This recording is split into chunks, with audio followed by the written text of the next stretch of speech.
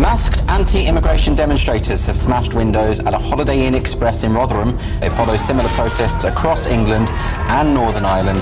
At least 90 people were arrested yesterday amid clashes between demonstrators and counter-protesters, with police officers attacked and injured. You break the law in this country, you go to prison. They break the law in this country, we put them up in a hotel. They don't own this country. 2 days, 3 young lives, one nation pushed beyond its limit. And now all eyes turn toward Rotherham. The first reports broke just after midday, and by the time dusk spread across the country, the anger born in Southport had already descended on a town carrying wounds. Westminster has spent years refusing to confront. By nightfall, crowds from more than 60 cities had merged into a single force. Hundreds of thousands moving toward one hotel, the Holiday Inn. Police counted heads. Journalists counted miles. But no number came close to the one truth rising above every shout. The greatest damage was not done in Southport. It was the trust Westminster allowed to break. Inside the Commons, the exchanges grew sharper. This year has been the worst in history for illegal immigrants crossing the Channel, up 38% compared to last year.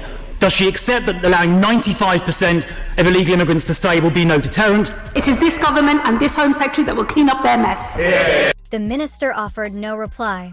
She closed her folder and steered the chamber toward another subject. No admission, no solution. Hours later, a new outline emerged, a £4.7 million Home Office plan to increase the region's policing unit by 25% funded not by contingencies, but by draining youth services and community safety schemes. Everyone understood it as an admission that control had already slipped. It was the only answer Rotherham received and the last it was willing to accept. Outside, patrol cars tightened their loops. Inside, the committee moved on without a word. The breaking point came without warning. And in London, the Prime Minister finally spoke. Right now, there are attacks happening on a hotel in Rotherham. Marauding gangs intent on law-breaking, or worse. Windows smashed, fire set ablaze, residents and staff in absolute fear. There is no justification, none, for taking this action. At 4:11 and a window on the south side of the car park shattered, the sound slicing across nearly 300 m of ground packed with more than 10,000 people. For a heartbeat, the crowd froze. Then it moved as one. The first wave hit the fences with sheer force, followed by thousands who had been swelling along Canklow Road since midday. The frontline barrier collapsed in under 5 seconds. Metal bent inward as bodies pressed from every direction. Officers lifted their shield, forming a line so thin it looked swallowed by the mass driving against it. Several protesters tore long wooden planks from a nearby fence, swinging them at the hotel windows until the frames gave way. Chairs and tables were hurled through the gaps, turning the entrance into a tunnel of splintered wood and glass. A police car lurched violently as dozens slammed into its side, fists and boots hammering the panels. Another group close to 400 surged down the service road, cutting off the rear access entirely. Radios crackled with panic, shouting that the north gate was breached and units should fall back with immediate backup required. By 4:18 p.m., the perimeter was gone. The crowd now stood where police had stood minutes earlier, breath sharp, fists clenched. Whatever restraint held Rotherham together had lasted exactly 7 minutes. Reinforcements reached Rotherham after 4:20 p.m., blue lights cutting through the smoke outside the hotel. Police formed a second perimeter, thick and tight. But the line sagged under pressure, swelling in from all sides. No one stepped forward. No one stepped back. The town held in a hard, narrow balance, the kind that exists only seconds before the first break. Inside Westminster, Keir Starmer received live updates. He did not go to the Commons. He did not leave Downing Street. When he finally appeared on camera, it was from a controlled room built for message discipline rather than crisis response. His tone was steady, almost detached, as if speaking about a distant event rather than a town straining under the weight of its own fear. Insert your K-Star quote here. The words carried no pulse. Officers on the ground were reaching their limits. Streets in Rotherham were closing one block at a time.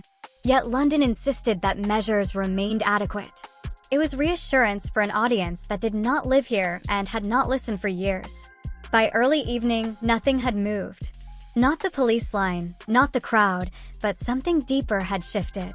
The hinge between order and collapse loosened. It was not a riot, not yet. But it was the moment a community realized the capital was watching. Not standing with them, night did not bring calm to Rotherham. It brought clarity. By 8 p.m., the last remnants of the crowd had thinned, leaving behind a town suspended between shock and disbelief. The Holiday Inn stood dark, its windows hollow, its entrance blocked by twisted fencing and burnt debris. Streetlights flickered on pavements stained with smoke. The violence had stopped, but its outline remained in boarded shops, overturned bins, and police cordons left untouched. Local authorities confirmed no fatalities, but dozens treated for panic and breathing difficulties. Emergency lines recorded a 340% surge in calls. Families kept their lights off, windows locked, listening to distant helicopters. At 9:12 p.m., the Home Office issued one line stating that public order remained stable. It avoided the fear, the silence, and the damage. Online images showed empty streets. Entire blocks taped off.